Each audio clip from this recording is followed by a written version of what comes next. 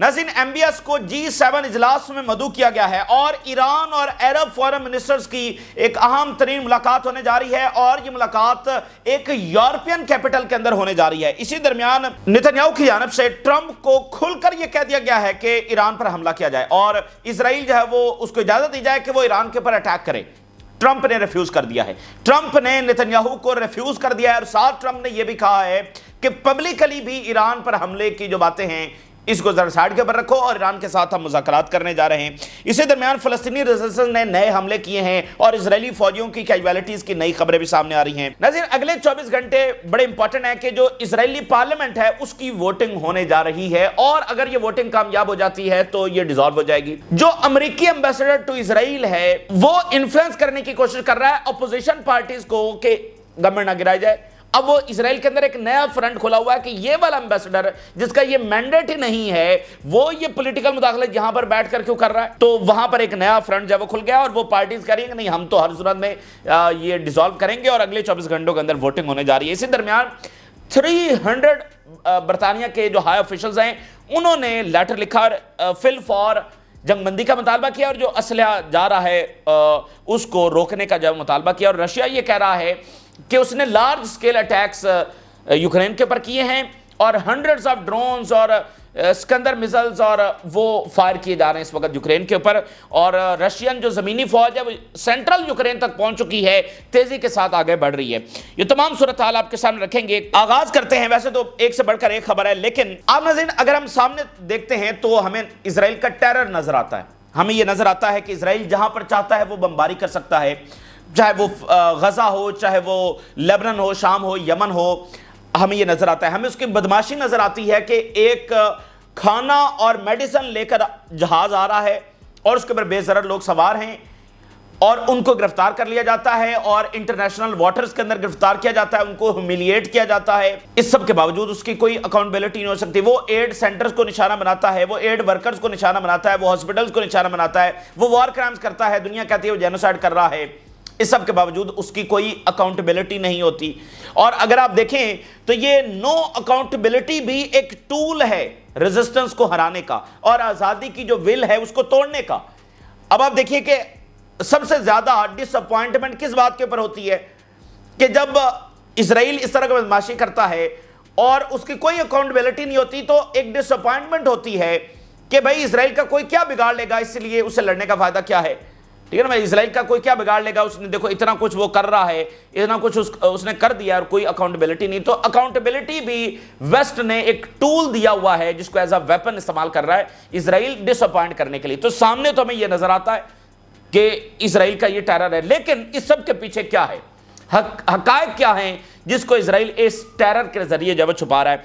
हेरेट्स जो इसराइल का सबसे बड़ा मीडिया है उसकी हेडलाइन मैं आपके सामने रखता हूं कि हकायक ये हैं, ये प्रोजेक्ट जो है वो किस तरह से फॉल कर रहा है और नई दुनिया के अंदर ये फिट नहीं है और बच्चों को मारने वालों की कोई जगह नहीं है इस नई दुनिया के अंदर। और ये प्रोजेक्ट किस तरह से गिर रहा है। हेरेट्स, people are fleeing Israel, Israeli settler जो हैं वो इसराइल छोड़कर जा रहे हैं। And many and up in Melbourne, Italy, बहुत बड़ी तादाद के अंदर ये लोग जा रहे हैं। Every week families with kids arrive, Australia में बहुत बड़ी तादाद के अंदर ये जा रहे हैं, यूरोप के अंदर बहुत बड़ी तादाद के अंदर जा रहे हैं। यानी दो सबसे बड़ी इनकी जो डायरेक्शंस हैं, यूरोप और ऑस्ट्रेलिया और डेफिनेटली अमेरिका भी।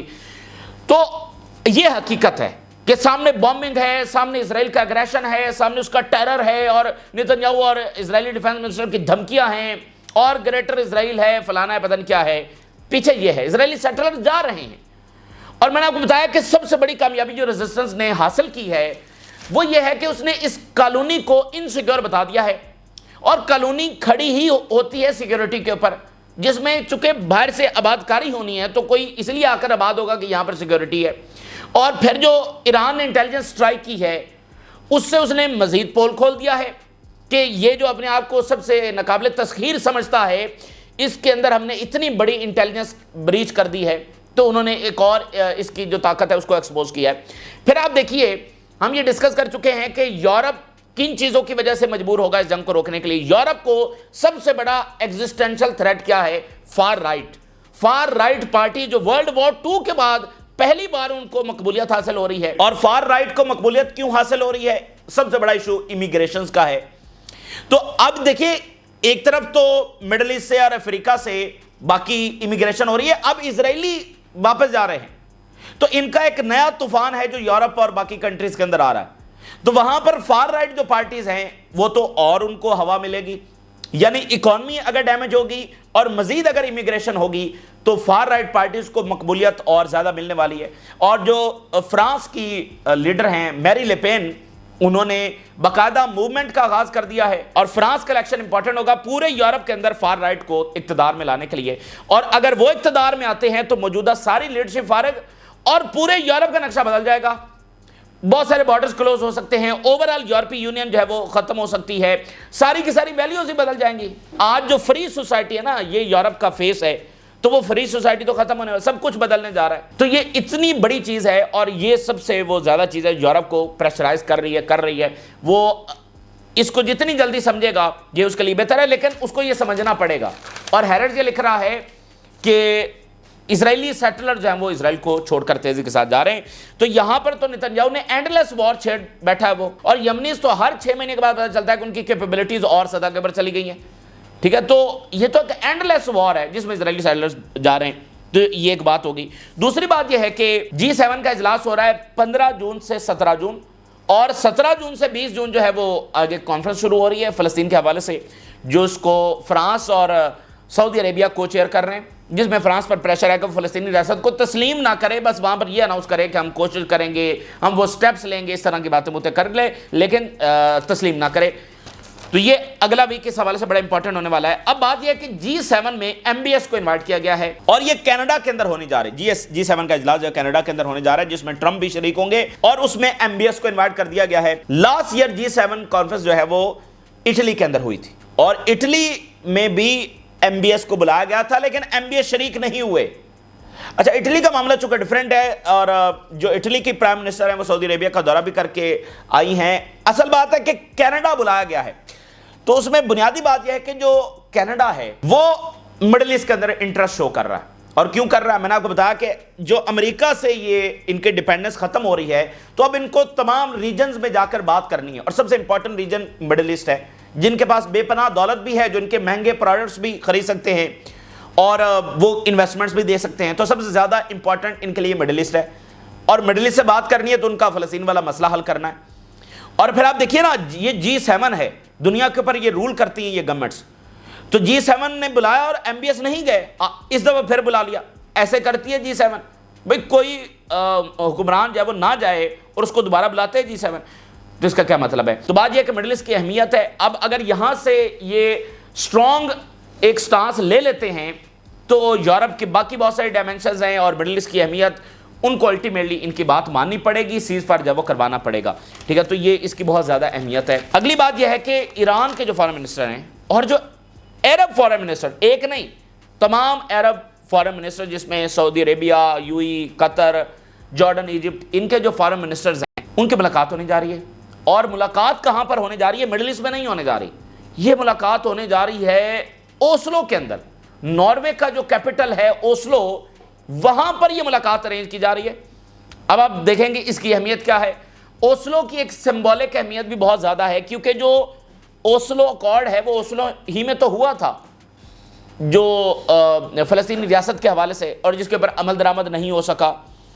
تو اب یہ سارے اوسلو میں ملنے جا رہے ہیں, اور پھر ناروے نے بھی ایک سٹانس چونکہ لے رکھا ہے اسرائیل کے خلاف, اور ناروے نے فلسطینی ریاست کو بھی تسلیم کیا ہوا ہے. تو یہ بڑی امپورٹنٹ ملاقات ہونے جا رہی ہے. Canadian PM invite Saudi Crown Prince bin Salman to 2025 G7 summit. Canada basically Middle East کے اندر اپنا انٹرسٹ شو کر رہا ہے. اب دیکھیں ان کو جہاں پر اپنی مہنگی کاریں بھی بیچنی ہیں, مہنگی پروڈکٹس بھی بیچنی ہیں, انویسٹمنٹس بھی چاہیے, نئی مارکیٹس بھی چاہیے, تو یہ بہت ساری چیزیں ہیں. Arab foreign ministers to meet with Iranian counterpart in Oslo this week.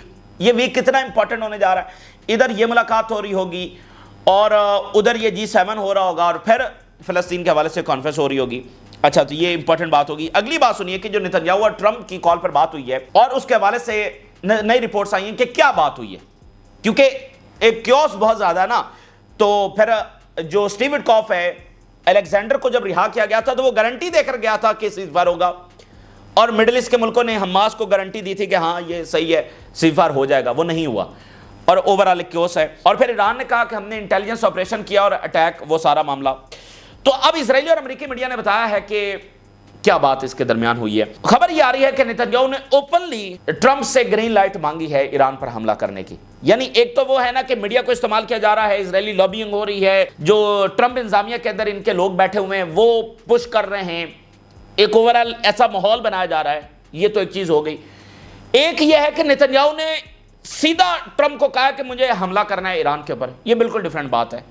یعنی کھل کر اس نے کہا کہ مجھے ایران کے اوپر حملہ کرنا ہے اور اس کی گرین لائٹ دی جائے. خبر یہ ہے کہ ٹرمپ نے ریفیوز کر دیا ہے اور ساتھ نتنیاہو کو یہ کہا ہے کہ یہ جو پبلکلی بھی ادھر ادھر کی باتیں ہوتی ہیں نا، حملہ کریں گے، یہ اس کو بھی ذرا سائڈ کے اوپر رکھو.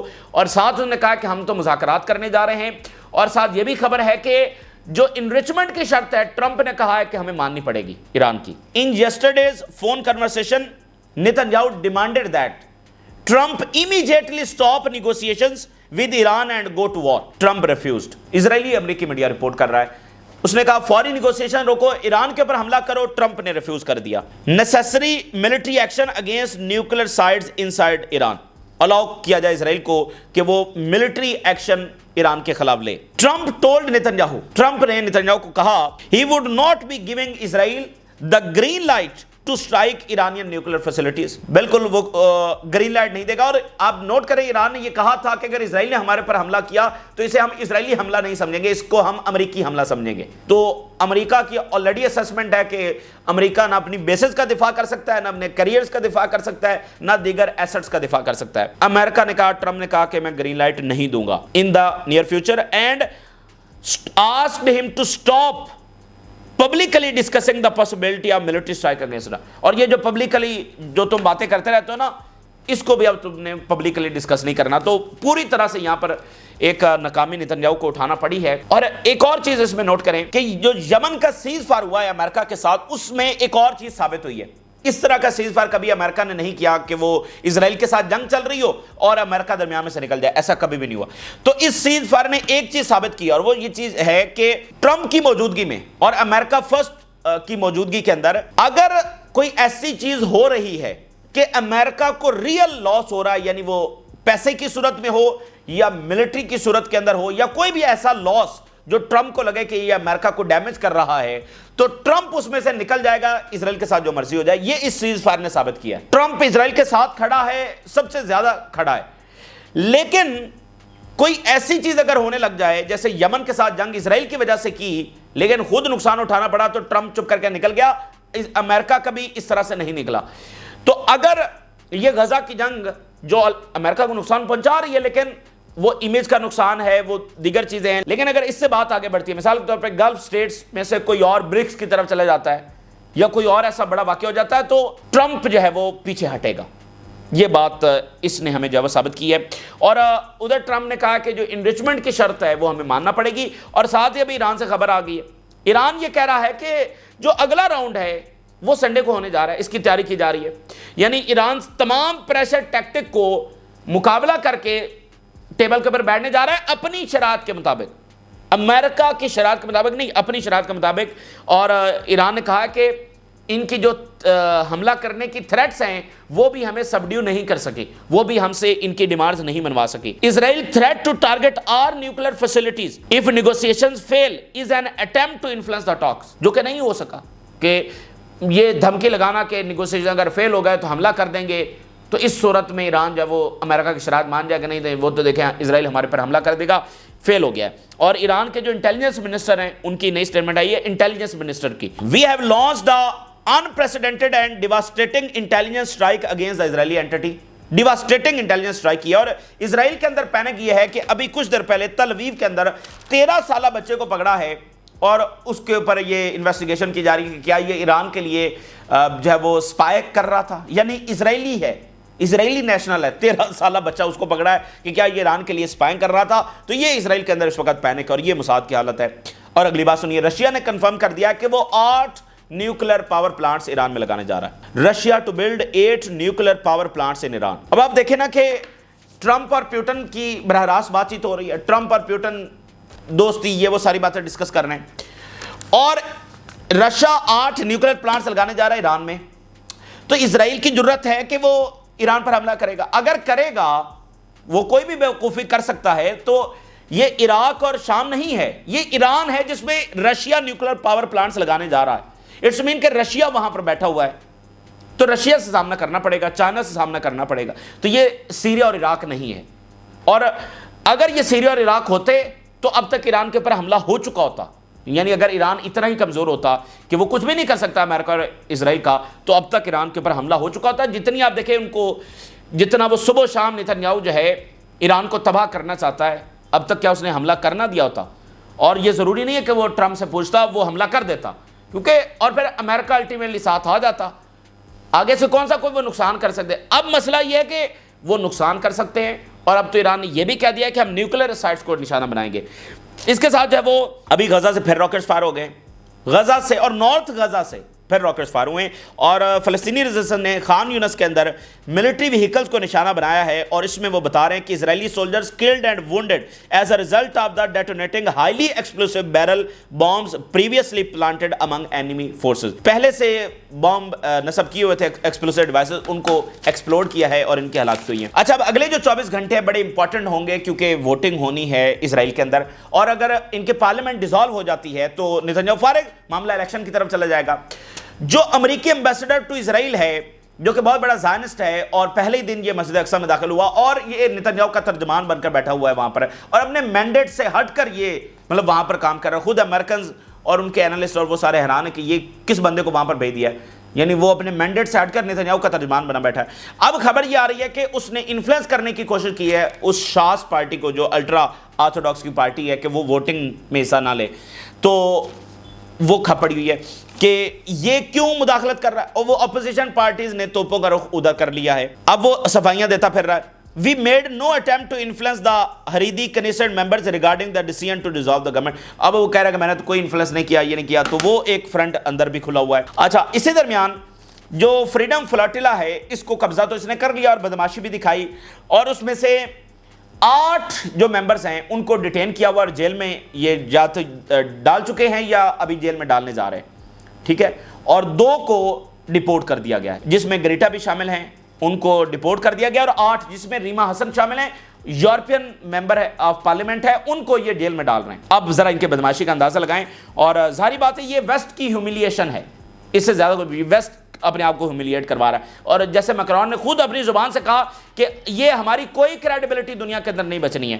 اچھا, اب کیا کام ہوا ہے کہ برطانیہ کے اندر لا سوٹ فائل ہو گیا ہے فریڈم فلاٹیلا کے حوالے سے اسرائیل کے خلاف, اور اس کی اہمیت کیا ہے؟ اہمیت یہ ہے کہ HRF فائلز کمپلینٹ اگینسٹ اسرائیلی یونٹ شائٹ 13 اوور میڈلین ریڈ. جس عدالت کے اندر یہ کیا گیا ہے, اس عدالت کی اہمیت یہ ہے کہ اس کے پاس یہ مینڈیٹ ہے کہ جہاں کہیں دنیا میں وار کرائمز ہو رہے ہوں, چاہے وہ کوئی بھی اسٹیٹ ہو, اس کے خلاف وہ فیصلہ دے سکتے ہیں. The Israeli occupation over its raid on the Madleen, a British flagged ship carrying aid as part of the freedom flotilla to Gaza. اور اس پر برطانیہ کا جھنڈا لگا ہوا تھا, برطانوی ممبر بھی اس میں موجود تھے. تو برطانوی فلیگڈ شپ کو اس نے ڈیٹین کیا ہے اور انٹرنیشنل واٹرز کے اندر کیا ہے. جنیوا کنونشن 1957 اس ایکٹ کے تحت which permits UK courts, اور یہ ایکٹ برطانوی کورٹس کو الاؤ کرتا ہے ٹو پروسیکیوٹ وار کرائمز, کہ وہ وار کرائمز کو پروسیکیوٹ کر سکتا ہے regardless of where they occurred. ضروری نہیں کہ برطانیہ میں ہوئے ہیں یا کہیں, وہ دنیا کے جس کونے میں بھی ہوئے ہیں وہاں پر یہ پروسیکیوٹ کر سکتے ہیں, accord of the nationality of the perpetrators, ان کی کوئی بھی نیشنلٹی ہے. تو یہ اس کی اہمیت ہے. تو مختلف طرز کا ایک پریشر ہے جو اس وقت قائم کیا ہوا ہے. اور جو ایڈ ہے اس حوالے سے بڑی ہاریفک ڈیٹیل سامنے آ رہی ہیں. 163 فلسطینی شہید ہو گئے ہیں اور 1495 فلسطینی زخمی ہوئے ہیں صرف ایڈ سینٹر کے اوپر جنہوں نے گولیاں چلائی. یہ سب سے ایک برہمی اور باربیرک جو ان کے اقدامات ہیں اس کا ایک نئی داستان ہے کہ بھوکے فلسطینی جو ایڈ سینٹرز کے اوپر آئے ان کے اوپر براہ راست گولیاں چلا کر 163 فلسطینیوں کو شہید کر دیا. 1495 زخمی ہیں, اور aid centres have turned into death traps and people are dying every day. یہ روزانہ کی بنیاد کے اندر وہاں پر ہو رہا ہے. پھر ایک اور بڑی ڈیولپمنٹ ہوئی ہے کہ برطانیہ ہی کے اندر 300 جو ان کی فارن منسٹری کے لوگ ہیں انہوں نے لیٹر لکھا ہے اور کہا کہ فوری جنگ بندی اور جو ہے نا اسلحہ نہیں جانا چاہیے. اور اس کے اوپر برطانوی گورنمنٹ نے ان کو تھریٹ کیا ہے کہ اگر تم نے اپوز کیا تو नौकरियों से तुम्हें फारिग कर दिया जाएगा। UK tales 300+ staff to quit if they oppose government Gaza policy.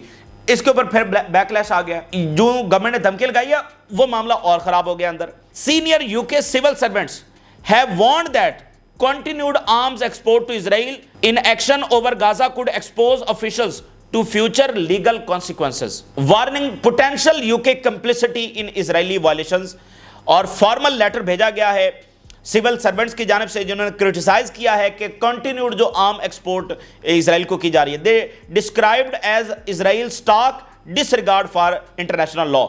और ये जो मज़ामत सामने आ रही है, ये मल्टीपल डिपार्टमेंट से सामने आ रही है, ये एम्बेसी से सामने आ रही है, और मिशंस वर्ल्ड वाइड, किसी एक जगह से नहीं, missions world wide, different departments, different embassies, वहां से लेटर फॉरेन मिनिस्टर को लिखे जा रहे हैं कि ये इजराइल की क्या सपोर्ट की जा रही है। Government response sparks backlash. अच्छा, बर्तानिया के एक बहुत सीनियर सिविल सर्वेंट्स हैं, इनका नाम है सर ओलिवर रॉबिन्स। ये जो है, ये बहुत जो एडमिनिस्ट्रेशंस आई हैं, गवर्नमेंट्स आई हैं, उनमें ये काम कर चुके हैं। टोनी ब्लेयर से लेकर बहुत सारी गवर्नमेंट्स में ये काम कर चुके हैं, बहुत ज़्यादा सीनियर हैं। इनको सर का भी खिताब वहाँ पर मिला हुआ है।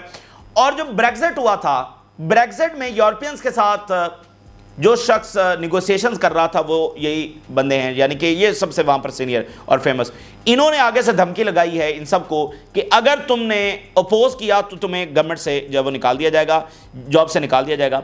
If your disagreement with any aspect of the government policy or action is profound, your ultimate recourse is to resign from the civil service। तो रिजाइन करो और जॉब छोड़ो अगर तुम अपोज करोगे।